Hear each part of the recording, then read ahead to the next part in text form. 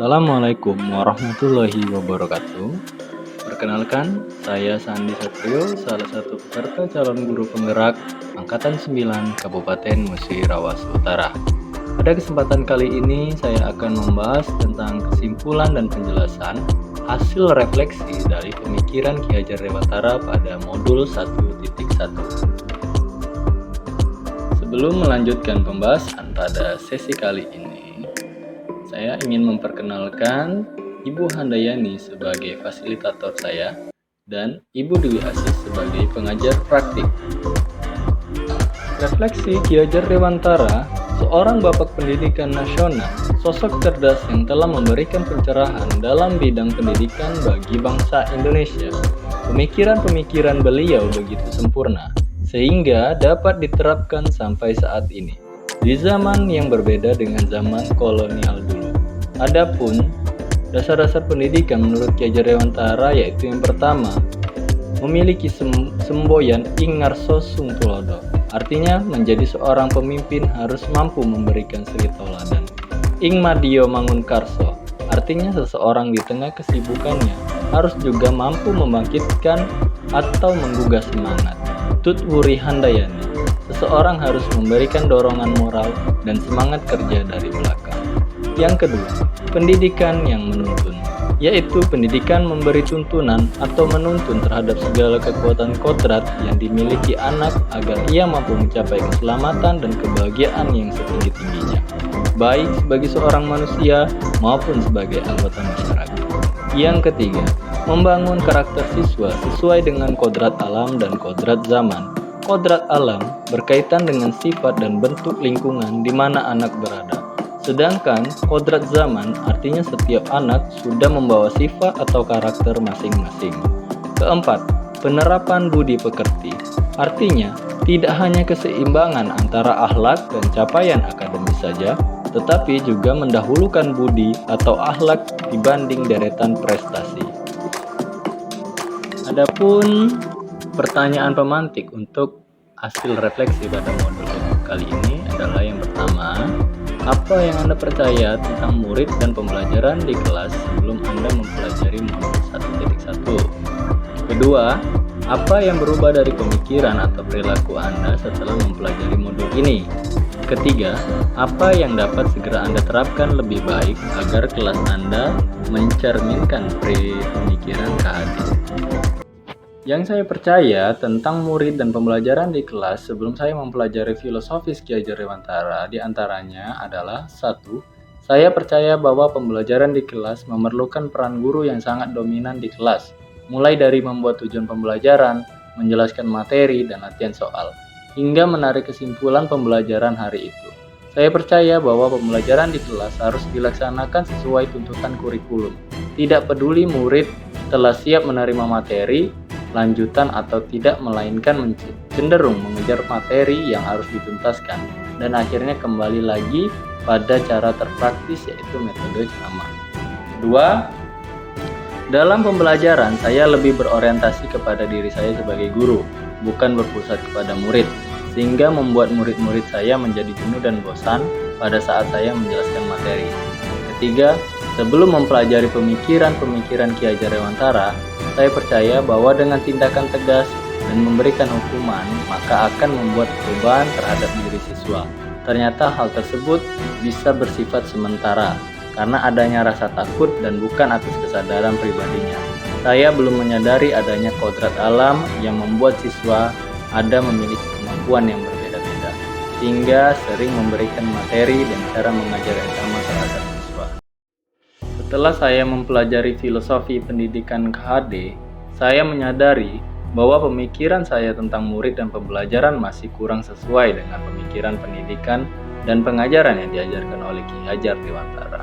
Setelah menjalani proses belajar tahap demi tahap dilakukan, mulai dari diri untuk memahami materi, eksplorasi konsep melalui diskusi, ruang kolaborasi dalam bertukar pikiran tentang pendidikan, demonstrasi kontekstual pemahaman yang diperoleh, dikuatkan dengan elaborasi pemahaman bersama instruktur hingga berlatih mengeksplorasi kekurangan diri dan upaya perbaikannya. Maka saya mulai merubah pemikiran dan perilaku saya terkait pendidikan dan pengajaran. Yang kedua, bahwa dalam memberikan pengajaran harus mempertimbangkan karakter dan kebutuhan anak-anak, apalagi anak sekolah dasar yang pada kodratnya masih dunia bermain, sehingga seyogyanya pelajaran pun disajikan dengan cara yang menyenangkan. Perubahan pemikiran atau perilaku saya seorang guru memahami pada modul ini antara lain yang pertama, murid bukanlah kertas kosong, melainkan kertas yang masih buram tinta yang tergores di dalamnya. Disinilah peran guru bagaimana menebalkan tinta buram tersebut menjadi tulisan yang jelas terbaca. Artinya, pada hakikatnya setiap murid telah memiliki bekal pengetahuan dan kemampuannya sendiri. Namun, potensi yang ada tersebut perlulah saya latih dan kembangkan hingga mereka menguatkan kodratnya dengan baik. Kedua, murid yang tidak datang tepat waktu ke sekolah bukan berarti mereka tidak memiliki tekad yang kuat dalam belajar. Disinilah saya mulai mencoba untuk dapat memahami kondisi murid, apa yang mereka hadapi dan alami dalam kehidupannya. Karena peran pendidik tidak melulu tentang mengajarkan materi, melainkan mendampingi setiap proses tumbuh kembangnya laku anak agar mereka menjadi pribadi yang lebih baik. Ketiga, tidak semua murid memiliki kemampuan dan kecepatan yang sama dalam memahami sesuatu. Disinilah saya mulai mencoba untuk mengelola pembelajaran agar setiap murid dapat melaluinya sesuai dengan kemampuan dan gaya belajarnya, memberi mereka ruang kreativitas belajar yang berbeda, hingga akhirnya mereka menemukan sendiri arti merdeka belajarnya. Keempat, guru bukanlah sumber utama atau satu-satunya tentang pembelajaran. Disinilah saya mulai mengeksplorasi beberapa sumber informasi yang dapat mereka gunakan. Artinya, pendidik sebagai pamong yang menuntun dan mengarahkan segala potensi yang ada pada diri murid menjadi hal yang akan bermanfaat untuk kehidupannya, baik sebagai individu maupun sebagai masyarakat. Setiap murid memiliki kebutuhan belajarnya masing-masing. Disinilah saya mulai mencoba memahami apa yang sebenarnya mereka harapkan setelah melalui proses belajar bersama dengan saya.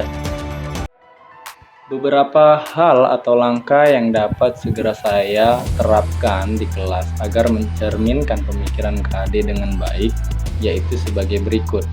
1. Melakukan asesmen diagnostik non-kognitif dan pemetaan bakat minat potensi murid. Hal ini penting karena potensi dan kebutuhan murid belajar yang beraneka ragam. Hasil asesmen dapat saya gunakan sebagai acuan untuk menentukan strategi pembelajaran yang akan dilakukan. Tentunya strategi pembelajaran yang berpihak kepada murid. Kedua, menggali ide kreatif dan inovatif dari berbagai sumber.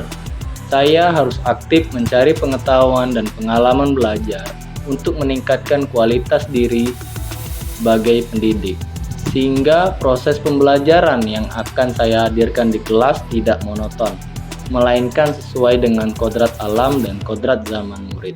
Ketiga, mendesain dan menjalankan pembelajaran yang berpihak kepada murid. Pembelajaran yang berpihak kepada murid, salah satu cara yang akan saya lakukan yaitu memberikan kebebasan murid dalam menentukan gaya belajarnya, membangun sendiri pengetahuannya, dan secara aktif terlibat dalam kegiatan pembelajaran sehingga murid memahami makna merdeka belajar sebenarnya. Keempat, evaluasi dan refleksi sebagai upaya perbaikan kualitas pendidikan dan pengajaran. Hal ini penting saya lakukan untuk mengetahui kekuatan dan kelemahan dari pembelajaran yang dilakukan. Kegiatan refleksi harus saya lakukan untuk setiap metode pembelajaran yang diberikan, apakah sudah sesuai dengan kebutuhan murid atau tidak. Dan terakhir, refleksi dari saya tentang pemikiran KAD diharapkan dapat mendukung terwujudnya visi Kabupaten Musirawas Utara untuk terus berhidayah. Melalui implementasi pemahaman pemikiran KAD akan dapat menciptakan budaya pembelajaran yang positif sebagai karakter diri yang sesuai dengan kodrat alam dan kodrat zaman, menggali kreativitas dan inovasi guru dan murid dalam berproses, baik bersama sehingga memunculkan jiwa kompetitif yang berani unggul mengembangkan segala potensinya.